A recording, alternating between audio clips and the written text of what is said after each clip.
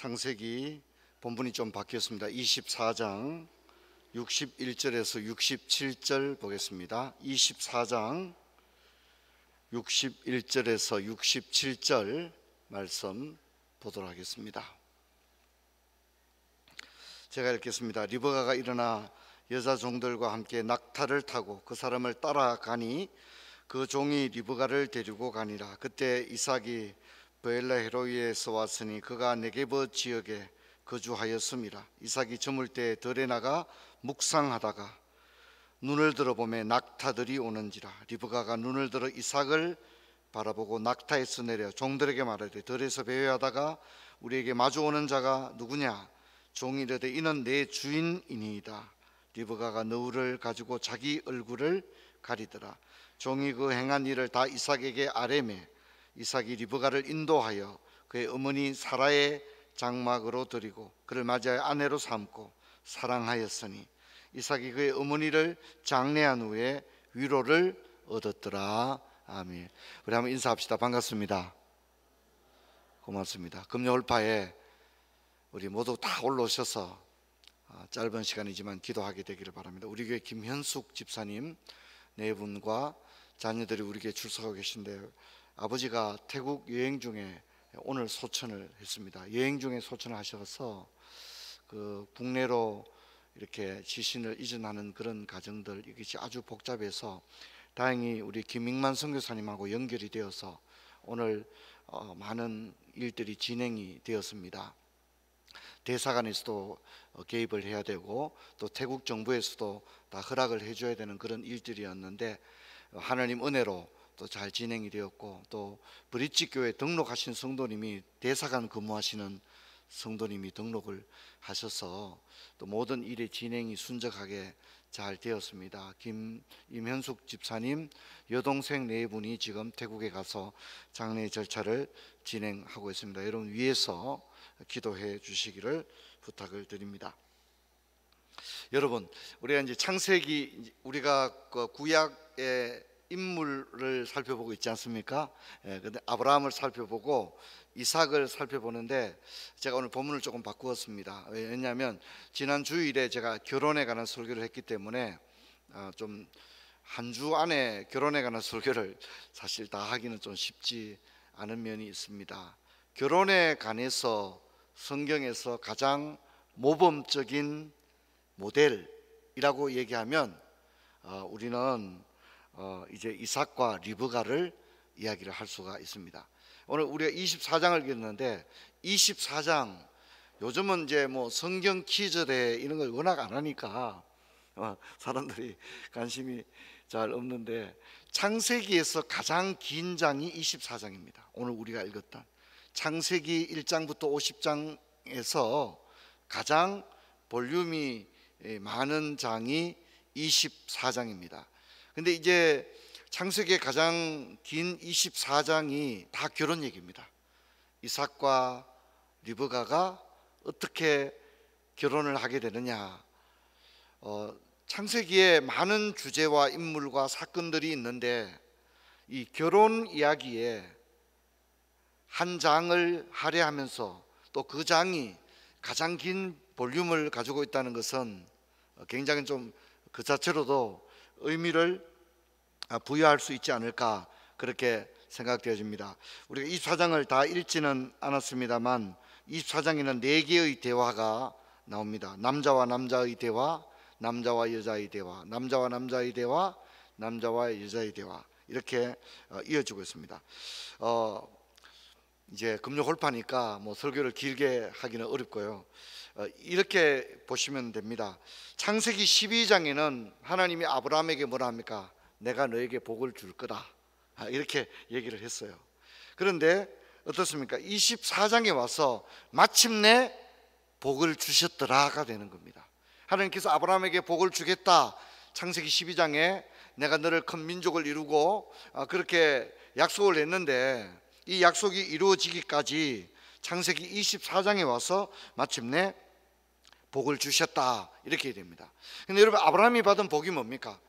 아들을 낳고 아들이 결혼한 겁니다. 아들을 낳았고 아들이 결혼한 겁니다. 어쩌면 뭐 그게 별거냐, 뭐 다 그렇게 살고 있는 게 아니냐 이렇게 생각될지 모르지만 오늘 금요일 홀파에 오신 여러분 꼭 기억하시기 바랍니다. 한번 따라합시다. 이것은 매우 큰 복이다. 이걸 잊지 않으셔야 됩니다. 여러분, 우리는 뭐 대단한 일이 일어나야 하나님으로부터 큰 복을 받았다 그렇게 생각하는데, 사실 아브라함이 하나님으로부터 이삭을 받고 또 이삭이 오늘 24장에 마침내 뭘 하죠? 결혼을 했다는 겁니다. 여러분, 이것이 얼마나 큰 은혜입니까? 여러분, 우리가 하나님 앞에 우리 인생에서 누리는 가장 큰 복은 자녀가 태어나고 그 자녀가 결혼하는 것입니다. 제가 자주 말씀합니다만 이게 당연하게 여겨지던 시대도 있었지만 지금 오늘 우리 시대는 이것은 얼마나 크고 놀라운 복이며 평생 찬양해도 다 할 수 없는 그런 은혜인지 모릅니다. 당연스러워 보이지만 결코 당연스럽지 않은 것이 오늘 우리 시대의 모습입니다. 여러분, 결혼 자녀의 혼례를 앞둔 노족장의 이 아들 이삭을 결혼시키는 장면이 24장에 굉장히 길게 전개가 되고 있는데, 아브라함이 아들 결혼시키면서 두 가지 불가 원칙을 정합니다. 결혼을 안 시키면 안 시켰지 두 가지는 절대 안 돼 이렇게 정했습니다. 아브라함이 뭘 그렇게 결정을 했을까요? 첫째는 이겁니다. 가나안 족속과는 절대 결혼하지 않는다. 가나안 족속과는 절대 결혼할 수 없다. 이 원칙을 하나 정했고요. 두 번째는 우리 아들이 메소포타미아로 다시 가서는 안 된다. 여기 두 가지 원칙입니다. 이제 그 종에게, 늙은 종에게 부탁을 하면서 이 두 가지는 불가의 원칙입니다. 가나안 족속과 결혼할 수 없다는 것은, 여러분, 아브라함은 이제 믿음의 출발이기 때문에 여호와 신앙이 광범위하게 퍼져 있지 않은 때죠, 그죠? 그렇지만은 그럼에도 불구하고 그 중에서 우상과 가장 무관한, 우상과 가장 거리가 먼, 원천적으로 우상을 차단하려고 하는 모세의 의도가 아브라함의 의도가 아주 강하게 나타납니다. 그래서 가나안 여인과 결혼하면, 가나안은 뭡니까? 우상의 대명사입니다. 가나안은 우상의 대명사. 그래서 가나안 족속과는 절대 결혼할 수 없다. 이 원칙을 정했습니다. 그리고 여러분, 메소포타미아로 돌아갈 수 없다는 것은 뭐냐면, 하나님은 아브라함에게 약속하신 언약의 땅이 있는 거죠. 아브라함이 그 땅을 향해 나갔던 것처럼 이삭도 그 땅을 향해 나가야 한다는 거죠. 아버지 때의 언약이 아들 때에도 계속 이어질 것이라고 하는 하나님의 신실하심을 아브라함은 굳건히 믿었고, 하나님께서 그냥 공연하게 한마디 하신 것이 아니라 이 신실하심이 자신에게 신실했듯이 아들에게도 신실할 거라고 하는 분명한 생각을 가지고 있습니다. 그래서 아브라함은 이삭을 나홀의 자손들 가운데 며느리로 받아들이려고 합니다. 여러분, 저는 여러분에게 도전하기를 원합니다. 아브라함이 돈도 요구하지 않았습니다. 명예도 요구하지 않았습니다. 권력도 요구하지 않았습니다. 사돈 집이 얼마나 잘 사는지, 얼마나 권력과 힘이 있는 집인지 그런 거 아브라함은 조금도 계산하지 않았습니다. 아브라함에게서 가장 중요한 것은 여호와 신앙의 가치인 줄로 믿습니다. 여러분도 그렇게 되시기를 주의 이름으로 축원합니다. 그 믿음을 분명히 가지십시오. 일확천금을 준다 그래도 여호와 신앙을 가장 중요한 가치로 여길 수 있는 그런 마음을 가지기를 바랍니다. 그리고 아들과 나를 각각으로 생각해서는 안 됩니다. 아버지가 가진 그 믿음을 아들 때 이어갈 수 있는 그런 신앙을 가져야 됩니다. 그래서 이삭을 우리가 다 살펴보지 않았지만, 이삭을 보면 이삭은 계속 우물을 팝니다. 이삭을 우물이 파는데, 이삭이 우물을 어디 파냐면 아버지가 팠던 우물을 다시 계속 팝니다. 이게 이삭의 특징입니다. 과연 아버지 아브라함의 바람처럼 이삭은 아버지와 무관한 삶을 살아가는 것이 아니라 아버지가 팠던 우물을 다시 파는, 여러분, 그리고 놀라운 것은요, 거기서는 언제나 우물물이 솟아난 줄로 믿습니다. 여러분, 이게 중요한 거예요. 아버지 따로 아들 따로가 아니라는 것입니다. 제가 이번에 대구에 새로운 미술관이 생겨서 그림을 보러 갔다가 감명을 참 많이 받았습니다. 새벽에도 얘기했습니다만, 신윤복의 그림을 보면서 미인도를 보기 위해 줄 서서 오래 기다리긴 했지만, 제가 본 미인도는 모나리자보다 훨씬 더 멋진 그림이라는 생각을 제가 했습니다. 미인도가 세계적으로 좀 알려졌으면 좋겠다 생각을 했습니다. 근데 신윤복을 보니까 그림을 잘 그릴 수밖에 없더라고요. 그의 정조 할아버지가 궁전에 그림 그리는 공무원이었어요. 하원이었어요. 하원. 그리고 그 아버지도 궁전에 그림을 그리는 하원이었어요. 또 신윤복 자신도 그림을 그리는 하원이었어요. 몇 대째 화가 집안입니까? 3대째. 여러분, 그건 우리 흔히들 그런 걸 아우라 이렇게 말하잖아요, 그죠? 여러분, 그건 범접하기 어려운 것입니다. 범접하기 어려운 겁니다. 그래서 참 너무 대단하구나. 진짜. 그리고 또 그 멋진 그림을, 세상에서 가장 아름다운 그런 그림들을 그 잘 일제강점기 그럴 때 그걸 잘 보존을 해서 오늘까지 남겨서 우리들이 그 그림을 감상할 수 있다고 하는 거 진짜 너무 제가 큰 감격이 되었습니다.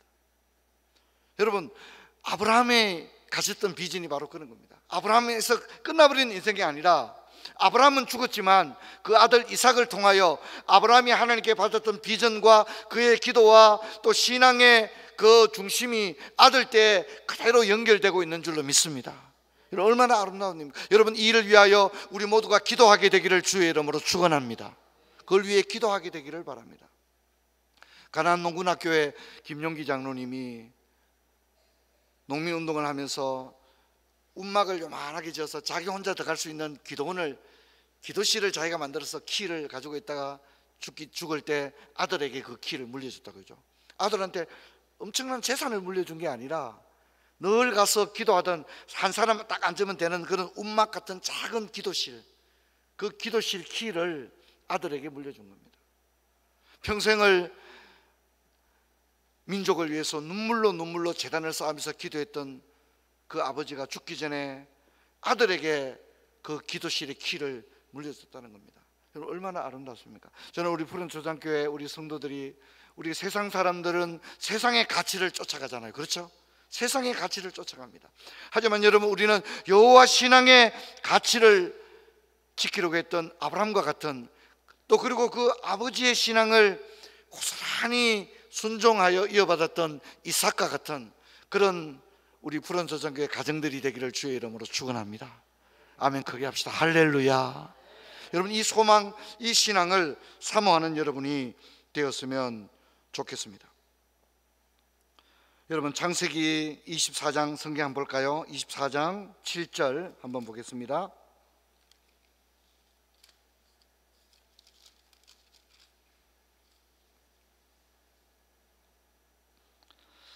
창세기 24장 7절 같이 읽겠습니다. 하늘의 하나님 여호와께서 나를 내 아버지 집과 내 고향 땅에서 떠나게 하시고 내게 말씀하시며 내게 맹세하여 이르시기를 이 땅을 내 씨에게 주리라 하셨으니 그가 그 사자를 너보다 앞서 보내실지라 내가 거기서 내 아들을 위하여 아내를 택할지니라. 아브라함은 하나님으로부터 부여받은 신앙을 아들에게 그대로 접목하고 있는 놀라운 것을 보게 됩니다. 그러면서 아브라함은 이런 얘기합니다.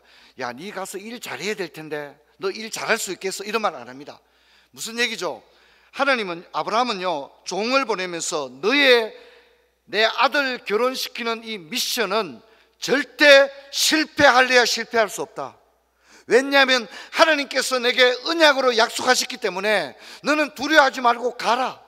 하나님께서 다 예배해 놓으셨을 것이다. 할렐루야. 분명한 믿음이 있었습니다. 부모님들이 아이들 바라보고 엄마 아빠가 막 불안해하면 안 됩니다. 야, 너 그러다 장가 못 가는 거 아니야? 막 이런 얘기하면 안 됩니다. 여러분, 아브라함은 믿음이 있었습니다. 하나님의 언약이 있었기 때문에 오늘 우리가 읽었는 대로 하나님이 내게 말씀하셨다. 내게 맹세하여 이르셨다. 이 땅을 내 씨에게 주리라 하셨다. 내가 거기서 내 아들을 위하여 아내를 택해라. 너무나도 아브라함은 뭡니까? 가보지도 않으면서 종에게 이 중요한 미션을 시키는데, 야, 이것은 실패할 수 없는 일이다. 하나님이 분명히 내게 약속하셨다. 할렐루야.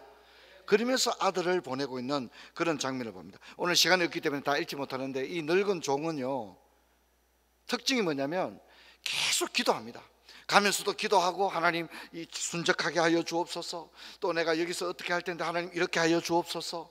또 이렇게 이 처녀가 즉시 나를 따라 와야겠습니다. 하나님 그렇게 할 수 있도록 도와주옵소서. 계속해서 기도합니다. 계속해서 기도합니다. 제가 하고 싶은 얘기는 이겁니다. 아브라함이 아들 이삭을 결혼시키는 모든 가정에 충성스러운 늙은 종이 이 일을 맡아서 진행하는데, 중요한 것은 뭐냐면 계속해서 이 결혼의 모든 과정이 기도로 시작해서 기도로 끝나고 있다는 것입니다. 할렐루야. 이게 중요합니다. 인간적인 생각, 뭐 플랜 B 이런 거 없습니다. 철저하게 하나님의 신실하심을 믿는 거예요. 그리고 그것을 진행하는 과정에도 계속해서 기도합니다. 아브라함의 아들을 결혼시키는 일은 기도로 시작해서 기도로 끝나고 있습니다. 여러분, 우리는 얼마나 많은 경우에 기도가 부족합니까?